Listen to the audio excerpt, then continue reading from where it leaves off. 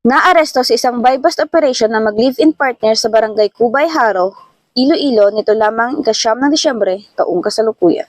Kinilala ang mga suspect na sina alias Romeo, 57 taong gulang, kasama rin niyang inaresto ang kanyang live-in partner na si alias Manilin na pansamantalang naninirahan sa nasabing lugar.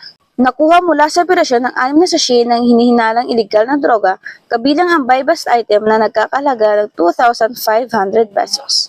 Sa kabuuan, may timbang na humigit kumulang 25 gramo ang nakumpiskang droga mula sa mga sospek na tinatayang mahalagang 170,000 pesos sa merkado. Aminado si alias Romeo na dati siyang gumagamit ng ilegal na droga, ngunit patuloy na inibestigahan ng mga pulis ang kanilang posibleng kaugnayan sa mas malaking operasyon ng droga sa lungsod. Nahaharap ngayon sa kasong paglabag sa RA 9165 o Comprehensive Dangerous Drugs Act of 2002 ang magpartner.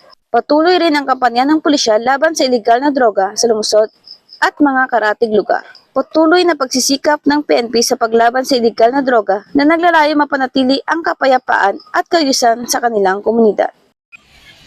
Mula rito sa Western Visayas, ako ang PNN correspondent, Patrol Woman Ninette Sablon, alagad ng batas, tagataguyod ng Balitang Pulis.